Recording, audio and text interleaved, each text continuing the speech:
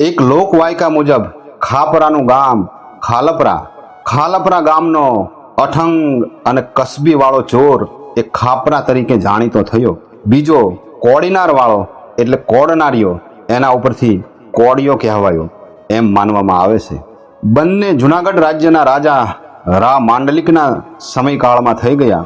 પાવાગઢના પતય રાજાના પણ ભાઈબંધ હતા એમ કોઈ વિદ્વાનોનું કહેવું છે. ખાપરો કોડિયો બંને બુદ્ધિશાળી અને ચતુર હતા, સાહસિક અને પરાક્રમી હતા અને પરોપકારની ભાવનાવાળા હતા. તેથી સોરઠના રત્નો ગણાય છે અને સોરઠના માનવોની લોક જીભે હજી પણ એમનું નામ લેવાય છે. અનેક લોકવાયકા અને દંતકથાઓ પ્રમાણે તે બંનેને બહારવટિયા, ભેદ ભરમને જાણનારા લૂંટારા, ચોરીની કળામાં પારંગત અને ભક્તિભાવવાળા હતા એવું લોકમુખે ચર્ચાતું. ખાપરા અને કોડિયાની જોડી શ્રીમંતો અને શાહુકારોને લૂંટીને ગરીબોને એ ધન વહેંચી દેતા.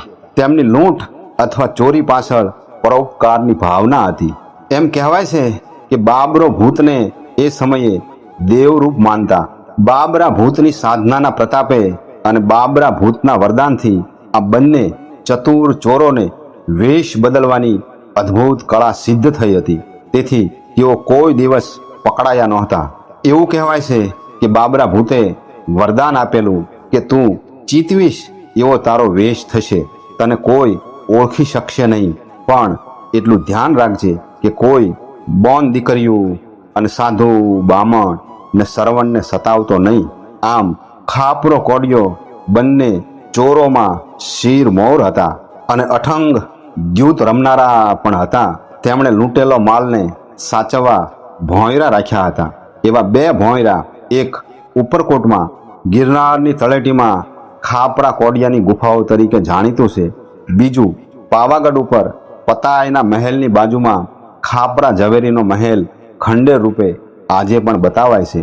અને કચ્છમાં લખપત પાસે જૂના પાટગઢ પાસે ખાપરા કોડિયાના નામ સાથે સંકળાયેલ બે ગુફાઓ છે. એક લોકકથા મુજબ ચોમાસાની ઋતુ હતી. રાતનો સમય હતો. આકાશમાં કાળા ડિબાંગ વાદળો છવાયેલા હતા.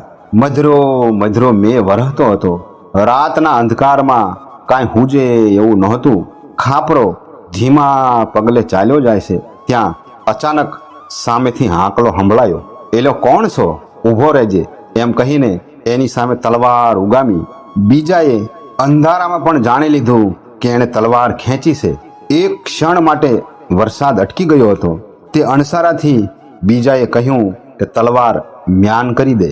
એકબીજાની ચતુરાઈ બંને સમજી ગયા અને જીવનભરના જોડીદાર ભાઈબંધ બની ગયા અને બંને ખાપરો અને કોડિયો તરીકે લોક જીવનમાં અમર બની ગયા.